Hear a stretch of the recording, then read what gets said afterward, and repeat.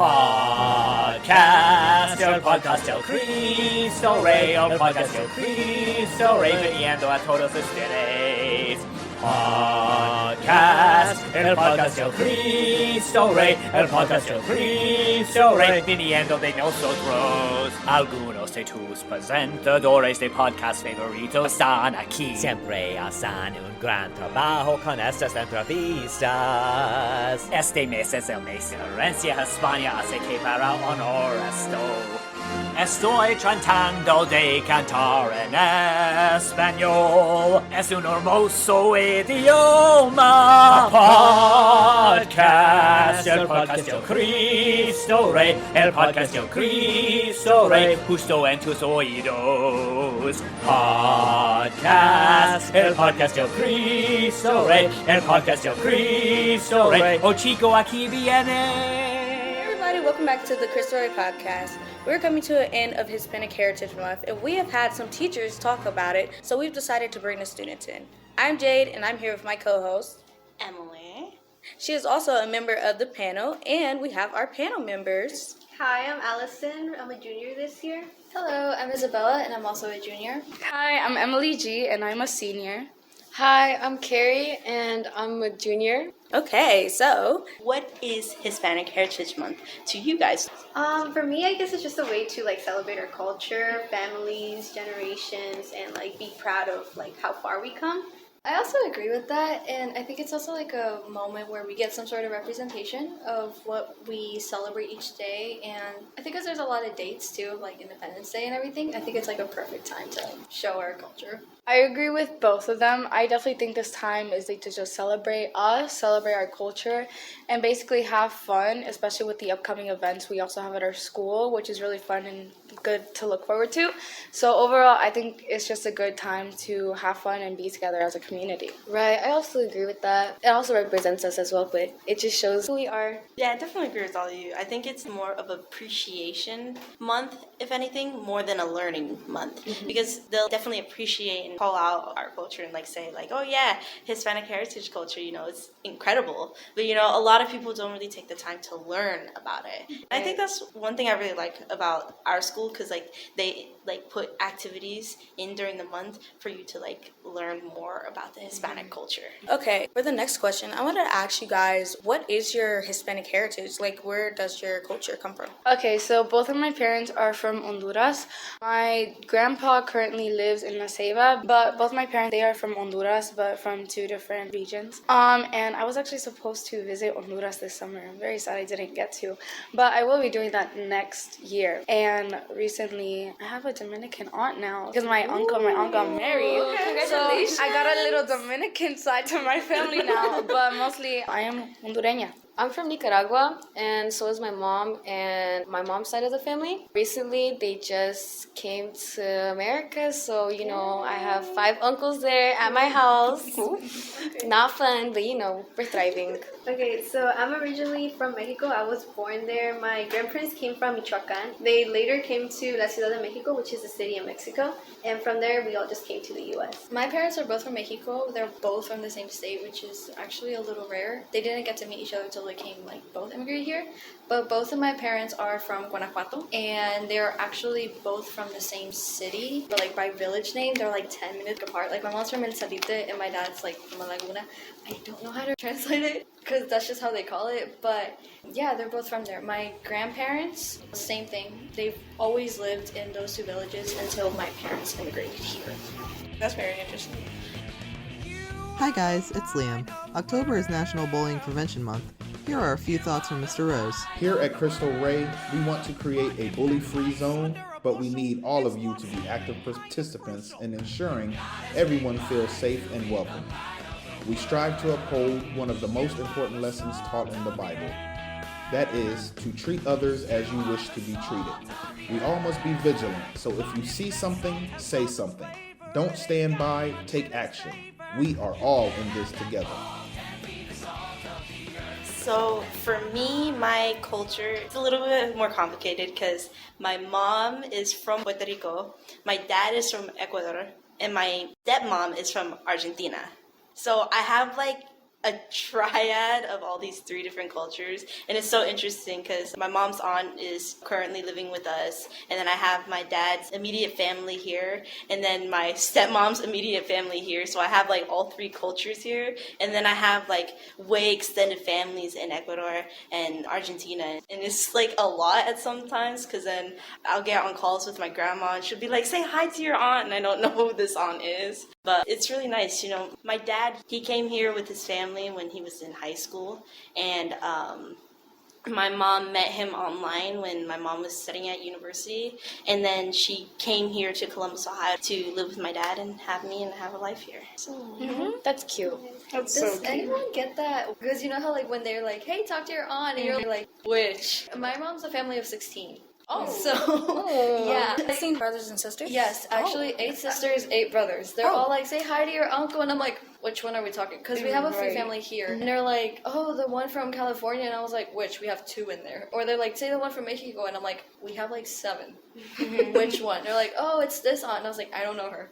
And they're like, just say hi. So like, anybody else get that one? Yeah. How many siblings does your parents have? So my parents, there are only just 2 kids to them. Sadly, my grandma wanted more, but it wasn't possible. But now, like, for our first gen, we have, like, 3 girls, including me, and 3 guys. So I'm the oldest out of all of them, so they're always just, like, coming after me. These little kids, like, they be, like, biting me, hitting me, or they're like, can you help me with my homework? At least it's growing. What about you, Emily? For me, my mom, she's a family of 5, but my mom is middle child. I'm the oldest. And then my dad, I'm pretty sure he has 1 sister and 2 brothers. One of them passed away, though, when I was really young, but his sister still lives in Honduras. And then, of course, he's here. But yeah, 5 and 5, so a little too much, but...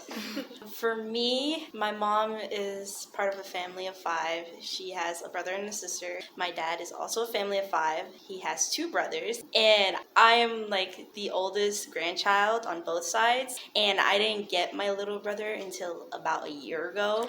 So, and my cousin and all my other cousins, like they have like siblings who are like pretty similar in age to them. So it was kind of weird being an only child in like a family that's so used to having siblings around. Because my grandma, she has, I think I want to say like 5 other siblings. I'm probably over exaggerating, but that's what it sure feels like. Yeah.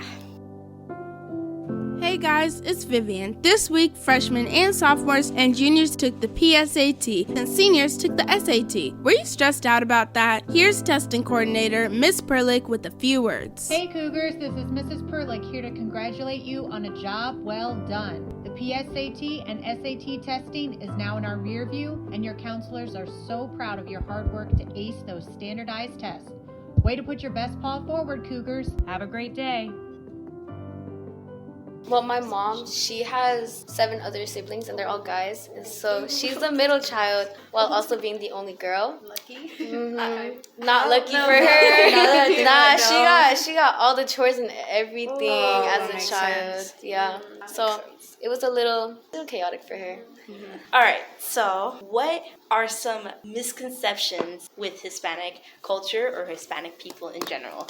I was gonna talk about this in Rocks, but I never got the chance. But for a lot of Hispanic girls, it's either they're perceived as like the nerds or like even, but then some of them they're people stereotype them to be like a hot cheetah girl or like a loud person, and it's like so frustrating because I'm an extrovert and I'm loud, but the way that they like just put it out there, it just feels so wrong.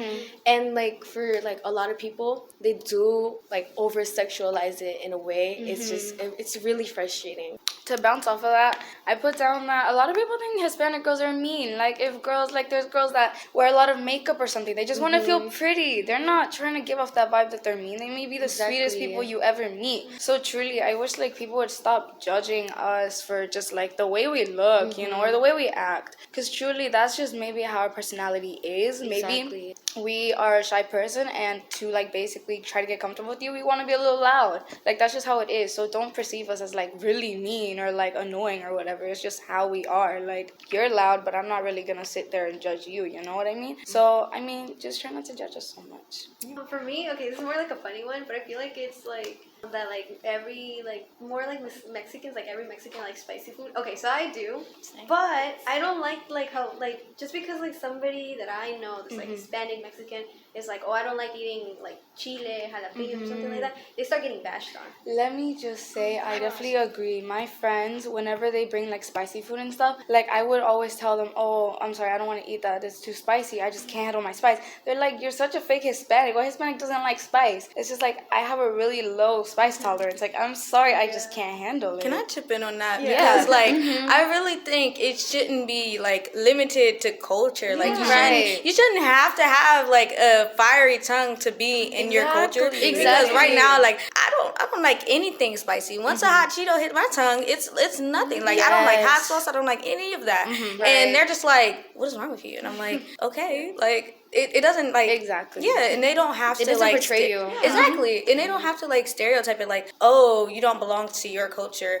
Like, I hate when people say that. Or, like, when you don't like a certain dish, you're going to be like, what the heck? Yes. You're not real. You're not a real... Like, I don't like taquitos. I'm sorry, but I just... My mom, whenever she makes them, I'm like, okay, is there anything else I can eat? Like, everyone loves it, but me, taquitos is like fried tortilla with, like, chicken and stuff. Yes. Yeah.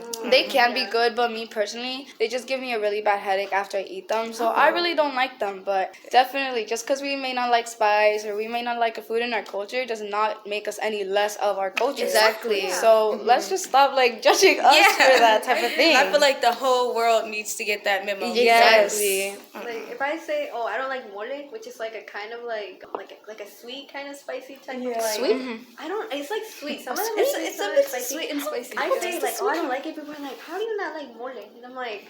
I just don't like it's very random. Or like with pork, like for me in my culture, in the Nicaraguense culture, they eat pork. That's like their main type of meat dish. But me personally, I can't stand pork. Or maybe just how like my family makes it. It's just not something I want on my taste buds. Honestly, the only type of pork I can eat is like bacon. Literally, I don't like pork. Hey guys, it's Jay Sean. In Paris. In honor of Hispanic Heritage Month, it's time for the Hispanic Heritage Historical Heroes Challenge. Now, can you be the first student in your grade level to email Mr. Corrigan with a 2-sentence description of the impact of the following historical figure? Okay, here goes. The Hispanic Heritage Historical Hero for today is Gabriela Mistral. If you are the first student in your grade to email Mr. Corrigan with an accurate description, you will earn 3 bonus points in any social studies. Good luck!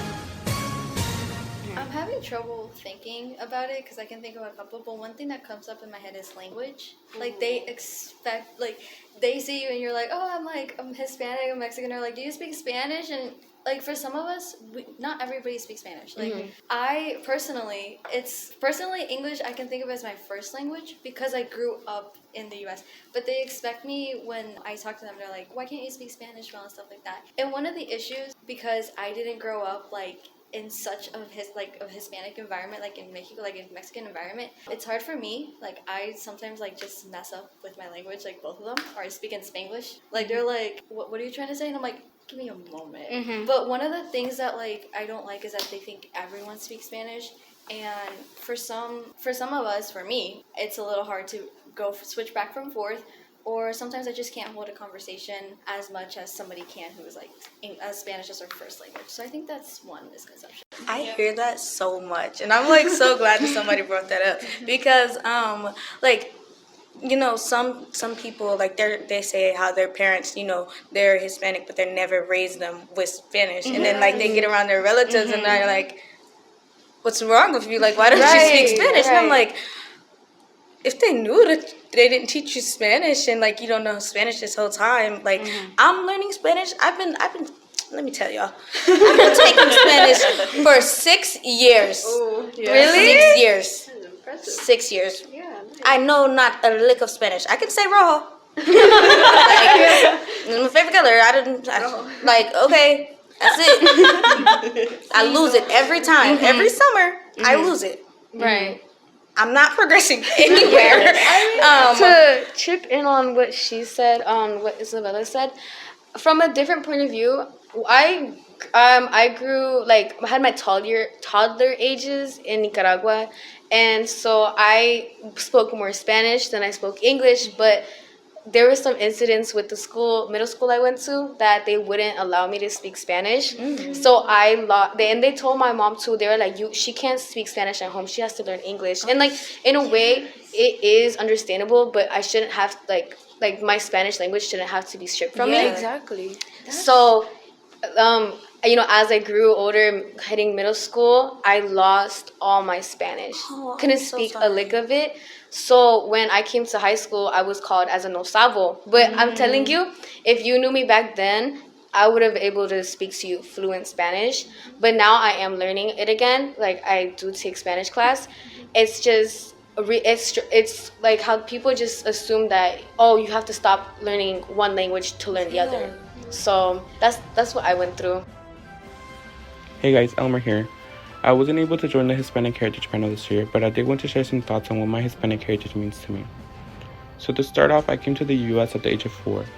I lived in Texas after that and then came to Ohio. Growing up, I had a very hard time in school and outside of school, as I didn't know how to speak English at all until I was about in the 5th grade, when I finally accomplished to speak English decently. But I am not ashamed of that at all. I never had a hatred against my native tongue. I accepted who I was, and I was proud of being close to my Hispanic roots. My Hispanic culture means so much to me, especially the way of life that we have adapted throughout the years. We have more than just different music, different food, and different dances. It's more than that. It's the way our people live, the way they speak, the way they teach, and the way they do things. As we show our purpose of life and make sure it's seen, that's what makes our heritage so unique, and there is more to just the basic way of thinking of our culture. My Hispanic heritage has a very impactful way on my life, and has helped me be the person I am today, and what I have accomplished as a Mexican, with many little opportunities in life, but have made the most of it throughout the years. And for that, I am more than appreciative to have been given the opportunity of being born Hispanic. Thank you for listening. And that's like another misconception too, is that like if you have a group of people speaking in Spanish and like you're in a room and nobody knows it, they think that you're saying like gossip. In my middle school, we had a problem with that because our class was not really as diverse, because there was like most of us were basically like Hispanic descent, or we were literally like immigrant.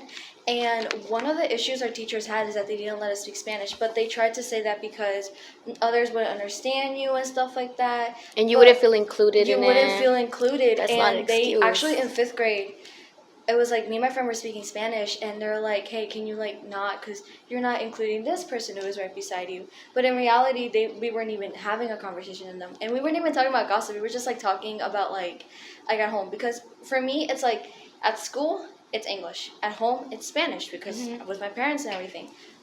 But before that, it was a mix of both languages. But the problem was because my parents wanted to get used to like how everything worked, because one of the things I feel like it's a problem is that you can't really get that much help when you like don't know how to speak a bunch of English and they misinterpret you a lot.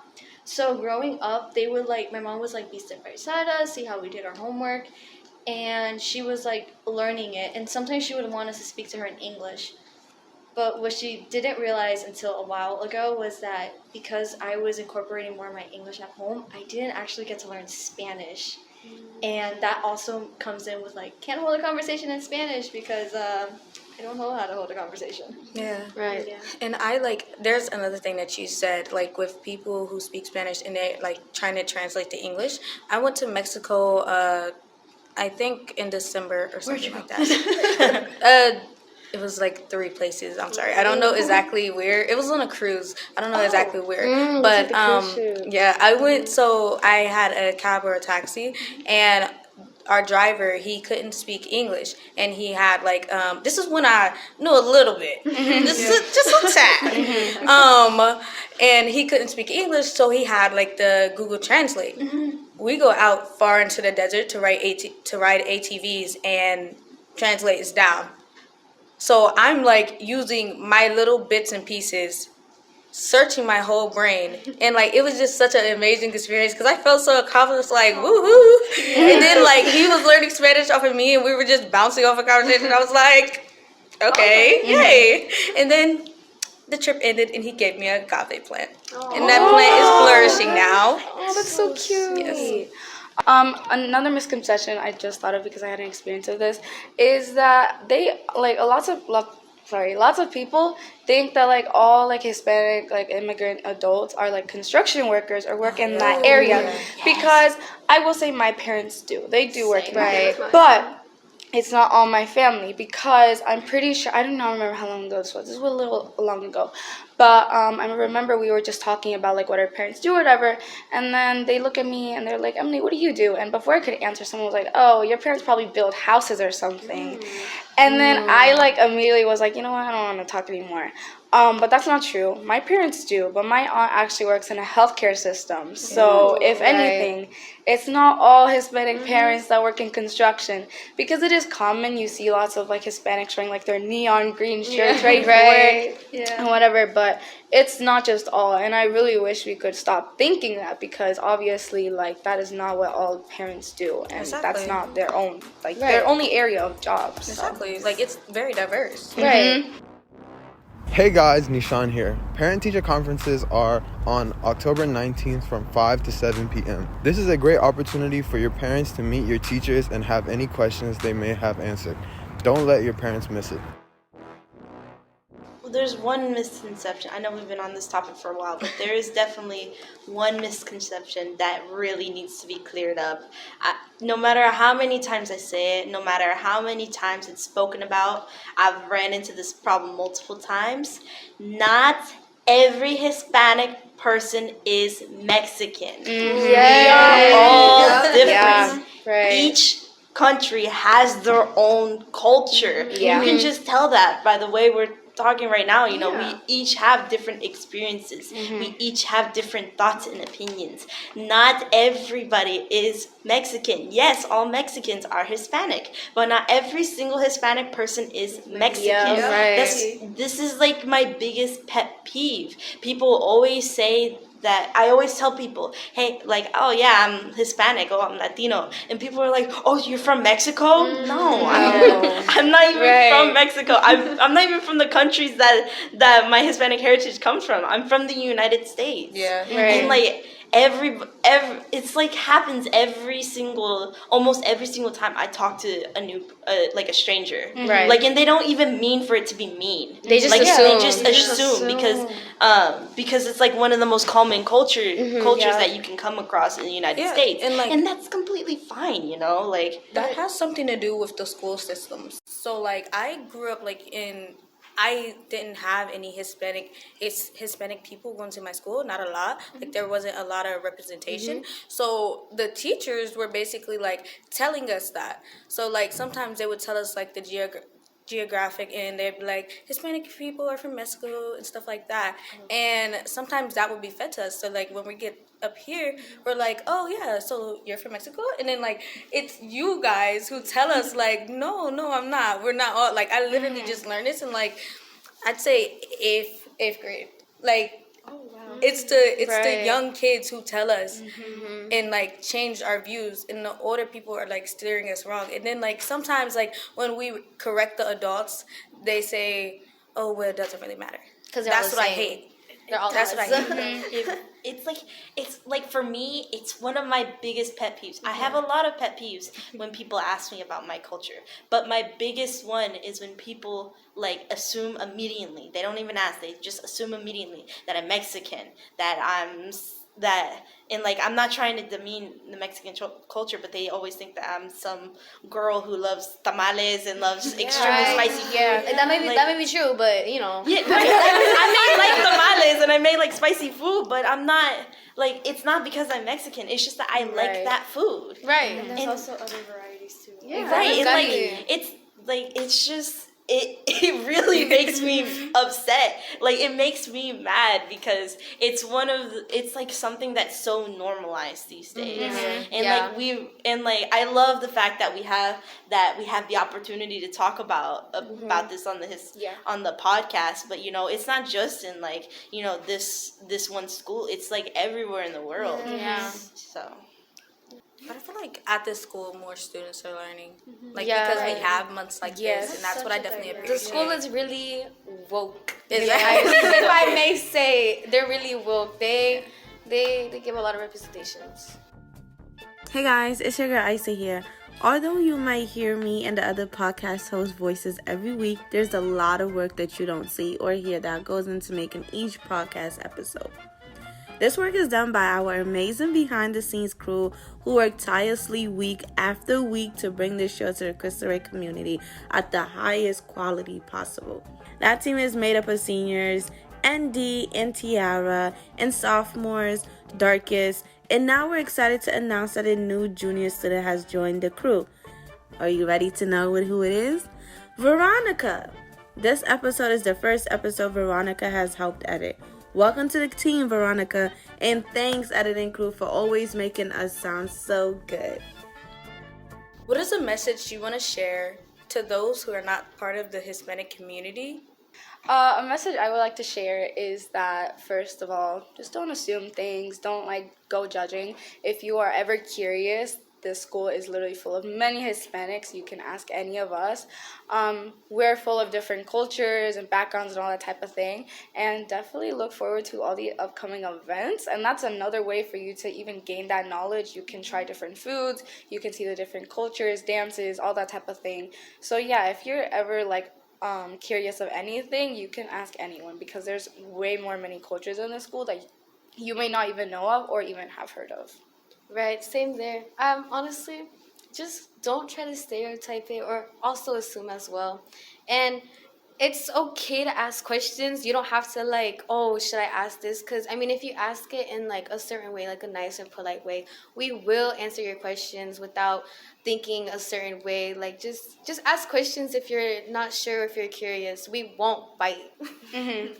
Yeah, same thing, ask questions. I feel be really open about different foods, music, culture, and I guess in general just ask people before you assume anything. Mm-hmm. Be oh, where are you from? Where's your family and stuff? And understand that everybody has different upbringings, and that's it. Mm-hmm. To add on to that, as a message, is that Latino America is really they're about a lot of countries coming together that showcase during this Hispanic Heritage Month, but at the same time we also have a difference that's unique to us. So again, don't stereotype, because especially because in the Mexican memes and all that stuff, the stereotypes might not be as accurate as you think. So definitely ask questions, because you're curious and you have every right to be curious. So we're always going to be there to answer those questions that you should, but also just know that as we're united, we're also different. And once you get to know the whole wisp of how it goes, you'll see us as a different in a different perspective than just what is standard. So for my message is just have an open mind. You can't go into these conversations, you can't ask these questions with the different stereotypes you have in mind, and because if you do that, then you're just going to build upon those stereotypes, and that's not going to help anything. So just walk into the conversation with your questions with an open mind, without the different stereotypes in mind, and if we answer your questions, you can be you should is what I mean. You should be polite about it, because talking about culture, for me at this point, it's really difficult. I just try not to do it. I just try to avoid it, so I don't have to deal with the annoying conversation that happens afterwards. So just go into the conversation open-minded and be ready for the person you're asking to be a little bit reserved about it, and try to be polite, because then that might allow them the more comfort to share more about their culture. Right. Mm-hmm. Yep. Well said. And if you want to know Spanish, we'll help you. Please. Yeah. Don't come asking me about your homework though. Listen, I'm willing to help, but don't ask me for the answers. Girl, I probably don't even know the homework answers. All right, guys, that concludes the Cristo Rey Columbus Hispanic Heritage Month podcast. Thank you, all panel members, for joining us today. Thank you for Thank inviting us. you. Goodbye. The This message was recorded on October 12, 2023 at 10 p.m. and was accurate at the time of its recording. Hello everyone, Mr. Corrigan here. On October 7th, Palestinian militant groups led by Hamas invaded Israel from the Gaza Strip.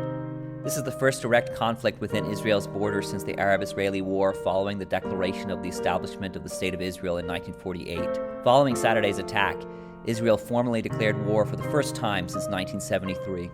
As this ongoing situation develops, I encourage you to reach out to your social studies teachers.